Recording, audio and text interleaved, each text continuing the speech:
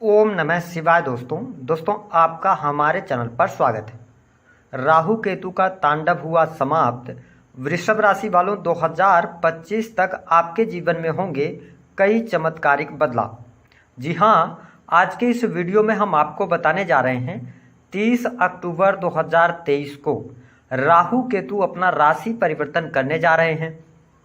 तो राहु केतु के इस ट्रांजिट का प्रभाव वृषभ लग्न या वृषभ राशि के जातकों के जीवन पर किस प्रकार से पड़ने वाला है, अगले 18 महीनों में आपके जीवन में कौन से महत्वपूर्ण बदलाव होंगे, आज इस टॉपिक पर हम चर्चा करेंगे।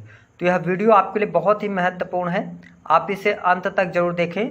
और यदि आप चैनल पर पहली बार विजिट कर रहे हैं तो चैनल को सब्सक्राइब कीजिएगा, नोटिफिकेशन बेल को ऑन कीजिएगा। देखिए, अगर हम बात करें तो राहु और गुरु का चांडाल योग काफ़ी लंबे समय से आपके 12वें भाव में बना हुआ था, जिसके कारण आपको बहुत सारी समस्याओं का सामना करना पड़ रहा था। पहली स्थिति तो वृषभ लग्न और वृषभ राशि वालों को यह बन रही थी कि कहीं न कहीं से आपके खर्चों में बहुत ज़्यादा वृद्धि बनी हुई थी, आपकी आय से अधिक खर्चे हो रहे थे। दूसरी स्थिति कि किसी न किसी के हेल्थ को लेकर आपको हॉस्पिटल्स के चक्कर लगाने पड़ रहे थे। आपका जो पारिवारिक जीवन चल रहा था, परिवार का जो माहौल था, वह बहुत अच्छा आपके लिए देखने को नहीं मिल रहा था। इसके साथ किसी न किसी समस्या को लेकर आप परेशान अवश्य रहे। और सबसे इम्पॉर्टेंट बात आपको देखने को मिल रही थी आपके करियर को लेकर, कार्य क्षेत्र को लेकर। आपके द्वारा जो मेहनत किया जा रहा था, उस मेहनत का पूर्ण फल आपको नहीं प्राप्त हो रहा था। लेकिन अब आपके जीवन में कुछ महत्वपूर्ण बदलाव अवश्य होने वाले हैं। चलिए इनके बारे में बात करते हैं। देखिए, हमारे ज्योतिष शास्त्र में राहु को आकस्मिक घटनाओं का प्लैनेट माना जाता है। आपके जीवन में जो सडन घटनाएं होती हैं वो कहीं ना कहीं से राहु की वजह से ही होती हैं। राहु को इलेक्ट्रॉनिक सामान या इलेक्ट्रिकल चीज़ें, साथ ही क्रिएटिव फील्ड, चलचित्र, फोटोग्राफी, इसके साथ ऑनलाइन इंटरनेट, साथ ही साथ चोरी, भय, है ना, आकस्मिक धन लाभ, जुआ, सट्टा, लॉटरी, इन सभी चीज़ों का कारकत्व प्राप्त है। वही केतु देव एक आध्यात्मिक प्लेनेट माने जाते हैं। केतु जिस भाव में बैठते हैं उस भाव से रिलेटेड ये व्यक्ति के अंदर जिज्ञासा पैदा करते हैं, कहीं ना कहीं से उस भाव से रिलेटेड प्यास व्यक्ति के अंदर आती है। तो इसके बारे में भी बताएंगे। तो देखिए, राहु देव का जो ट्रांजिट है वह आपके 11वें भाव में होने जा रहा है, जिसके परिणाम स्वरूप अब यह जो टाइम पीरियड होगा यह आपके जीवन में कुछ अनएक्सपेक्टेड चेंज लेकर आने वाला है। सबसे इंपॉर्टेंट बात यह रहेगी कि आपके जीवन से खर्चों में कमी आपको देखने को मिलेगी और आपकी जो हेल्थ को लेकर लगातार समस्या आपके जीवन में बनी हुई थी, उन समस्याओं से आप बाहर निकलेंगे।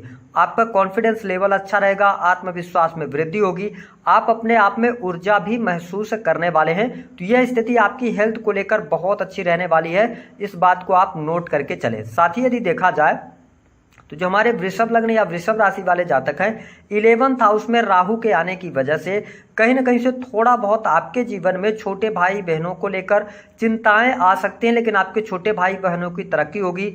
आपके साहस और पराक्रम में वृद्धि अवश्य देखने को मिलने वाली है।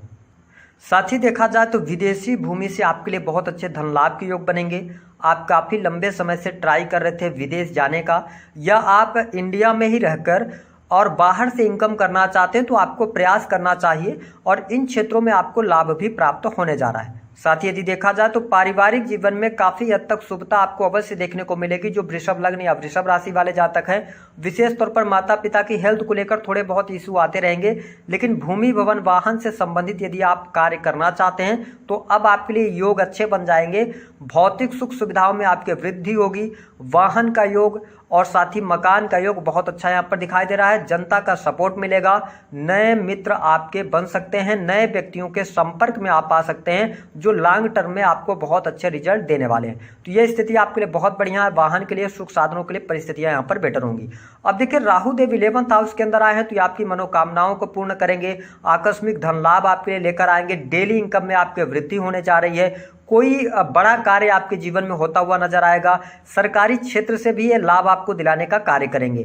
लेकिन देखिए, पंचम भाव के अंदर केतु देव विराजमान है अब इस बात को समझने की आवश्यकता है कि राहु की जो 7वीं दृष्टि होगी, हालांकि ये कन्या राशि पर पड़ रही है तो उतना ज्यादा निगेटिव तो ये रिजल्ट नहीं देना चाहिए, लेकिन केतु देव आपके पंचम भाव में, तो केतु ये शो कर रहे हैं कि आप अपने जीवन के अंदर अपनी एजुकेशन को लेकर जो विद्यार्थी हैं वो बहुत ज्यादा चिंतित रहने वाले हैं, बहुत ज्यादा मतलब उसके बारे में सोच विचार करने वाले हैं। वही जो वृषभ लग्न या वृषभ राशि के जातक या जातिका हैं, आपको अपने संतान को लेकर बहुत सारी चिंताएं यहाँ पर मैं देख रहा हूं। संतान की पढ़ाई लिखाई को लेकर, उनकी एजुकेशन को लेकर, उनके फ्यूचर को लेकर थोड़ी सी परेशानी होगी। इस बात का ध्यान रखें, जो लोग संतान प्राप्ति का सपना देख रहे हैं, यहां पर थोड़ी सी परिस्थितियां अब आपके लिए नेगेटिव होती नजर आ रही हैं।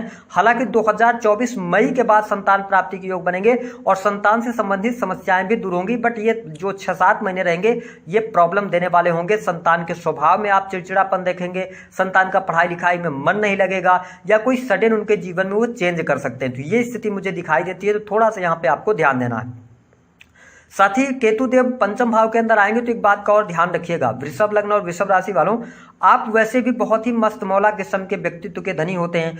आप हमेशा खुश मिजाज आपका स्वभाव होता है, हमेशा खुश रहना चाहते हैं, छोटी छोटी बातों में भी आप अपने आप को खुश कर लेते हैं। लेकिन मैं आपके लिए यह सजेस्ट करूंगा कि यदि आप केतु जिस भाव में बैठे, यदि आप अपने जीवन में आने वाले टाइम पे खुश रहना चाहते हैं, आप अपने आप को परेशान नहीं देखना चाहते, तो आप पंचम भाव से रिलेटेड चीजों के बारे में ज्यादा ना सोचें। जैसे संतान के बारे में ज्यादा यदि आप सोचेंगे, हमने बताया कि केतु एक प्यास है, तो जब भी आप उसके बारे में ज्यादा सोचेंगे तो आपकी तड़प बढ़ेगी, तो जो आपके लिए परेशानी का कारण बनेगी। तो मैं आपको स्पष्ट कर दूं कि संतान को लेकर आप चिंताएं न करें। आपकी जो वाइफ हैं तो उनसे आप कहें, संतान को अगर वो समझाती तो बेटर रिजल्ट मिलेंगे। साथ ही यहाँ पर प्रेम संबंधों में भी मैं अलगाव जैसी स्थितियां देखता हूं, कहीं ना कहीं से प्रेम से आप डिटैच्ड हो सकते हैं, है ना, या आप रिलेशनशिप के अंदर हैं तो रिलेशनशिप आपका टूट सकता है। ये स्थिति आपको देखने को मिलेगी, या आपके पार्टनर, आपको लगेगा कि आपके पार्टनर आपको बहुत अच्छे तरीके से ट्रीट नहीं कर रहे हैं, ये स्थिति रहेगी। हालांकि ये टाइम पीरियड बहुत लंबे समय के लिए नहीं है, 5-6 महीने के लिए रहेगा, है ना। उसके बाद तो गुरुदेव बृहस्पति आपके लगन में आ जाएंगे तो फिर आपके लिए प्रेम विवाह के भी योग बना देंगे, है ना। साथ ही नए रिलेशनशिप के अंदर भी आप एंट्री करेंगे, तो ये स्थिति आपके लिए बेटर हो जाएगी। अभी आपको पंचम भाव से रिलेटेड चीजों पे ज्यादा ध्यान देना। देखिए, राहु देव की जो नवम दृष्टि है ना, वो सबसे इंपॉर्टेंट है। 9th दृष्टि आपके सप्तम भाव पर पड़ रही है, जहां पर वृश्चिक राशि आती है। अब समझिए, मंगल की राशि है, और साथ ही शनिदेव भी सस राजयोग बनाकर 10वें भाव में बैठे हैं। उनकी जो 10वीं दृष्टि है वो आपके 7th हाउस पर पड़ रही है। तो आपके लिए स्पष्ट कर दें कि 30 अक्टूबर 2023 से लेकर और मई 2024 तक, जब तक जुपिटर का आस्पेक्ट आपके सप्तम भाव पर नहीं है, तो ये आपके मैरिटल लाइफ के लिए बिल्कुल भी अच्छा समय नहीं है। कहीं ना कहीं से पति पत्नी में अलगाव या पति पत्नी में लड़ाई झगड़े हो सकते हैं, क्योंकि शनिदेव अलगाववादी प्लेनेट है। जहां पर ये इनकी 10वीं दृष्टि पड़ेगी वहां से रिलेटेड ये प्रॉब्लम क्रिएट करेंगे। साथ ही अब राहु भी आ गए हैं, तो राहु आग में घी डालने का काम करेंगे। ऐसे में हम स्पष्ट करते हैं कि जो वृषभ लग्न या वृषभ राशि वाले हैं, उनके मैरिटल लाइफ में प्रॉब्लम्स क्रिएट हो सकती हैं। हो सकता है कि पति पत्नी को अलग रहना पड़ जाए, ऐसी स्थिति होगी, दूरियां बन सकती हैं, या पत्नी मायके चली जाए, पति कहीं और रहे। ये कंडीशंस मैं देख रहा हूं। तो यहाँ पर आपके दाम्पत्य जीवन के लिए जो 6-7 महीने का टाइम पीरियड होगा, ये बहुत ज्यादा निगेटिव जा सकता है, और कहीं आपके सप्तम भाव की स्थिति थोड़ी सी भी डैमेज है तो बहुत ज्यादा प्रॉब्लमेटिक समय आपके लिए हो जाएगा। हालांकि गोचर में अगर है तो मैं आपके लिए सजेस्ट ये करूंगा कि आपको थोड़ा सा सप्तम भाव से रिलेटेड चीजों पर ज्यादा ध्यान देने की आवश्यकता रहेगी। आपको एक्स्ट्रा मैरिटल अफेयर से बचना होगा, क्योंकि 7th हाउस पर दृष्टि जा रही है ना, और साथ ही केतु पंचम भाव के अंदर है और राहु 11th हाउस से सप्तम दृष्टि डाल रहे हैं, तो ध्यान देना है आपको। इसके अतिरिक्त अगर हम देखें तो पार्टनरशिप में आप कोई बिजनेस वगैरह कर रहे हैं, बिजनेस कर रहे हैं, तो पार्टनरशिप में कहीं ना कहीं से प्रॉब्लम क्रिएट ये करने का कार्य करेंगे। हालांकि अगर आप इंडिविजुअल बिजनेस कर रहे हैं, आप ऑनलाइन टीचिंग वगैरह का कार्य करते हैं, ऑर्डर्स लेने का कार्य करते हैं, ठेकेदारी के अंदर अगर आप कार्य कर रहे हैं, प्रॉपर्टी डीलिंग के अंदर है, कंस्ट्रक्शन लाइन से है, तो आपके लिए अच्छा रहेगा। इसके अलावा आप अपनी शॉप वगैरह चलाते हैं, दुकान चलाते हैं, तो आपके लिए टाइम पीरियड अच्छा है। मतलब कहीं ना कहीं से परेशानियां तो है, लेकिन उन परेशानियों से आप बाहर निकलेंगे। और मैं आपके जीवन में थोड़ी सी यात्राएं ज्यादा देख रहा हूं, तो यात्राओं के भी बहुत अच्छे योग आपके लिए बनते नजर आएंगे। हालांकि सबसे इंपॉर्टेंट बात यह रहेगी आपके लिए कि यहां पर आपके लिए रिसर्च का फील्ड हो गया, क्रिएटिव फील्ड हो गया, आपके लिए अच्छा रहेगा। इसके साथ में आप सरकारी क्षेत्र से बहुत अच्छा लाभ प्राप्त करने जा रहे हैं, यह स्थिति रहेगी। नई नौकरी की संभावना है, कार्यस्थल में दबाव आपके ऊपर रहेगा, लेकिन पद प्रतिष्ठा की प्राप्ति, मान सम्मान की प्राप्ति, टेक्नोलॉजी के फील्ड में आपके लिए बहुत अच्छे रिजल्ट्स यहां पर देखने को मिलने जा रहे हैं। ये स्थिति मैं आपके लिए देख रहा हूं। तो करियर वाइज बहुत बढ़िया है, निजी जीवन में थोड़ा सा ध्यान रखना होगा। उपाय क्या करना, देखिए 11th हाउस के अंदर राहु हैं, तो सबसे अच्छा उपाय यह रहेगा कि आप भगवान शिव की आराधना करना शुरू कर दीजिए, तो राहु और शनि का प्रभाव आपके लिए कम होगा। शनिवार के दिन आप काले तिल जो होते हैं वो भगवान शिव को चढ़ाना शुरू कीजिए, इससे भी राहु का प्रभाव कम होगा। तो दी गई जानकारी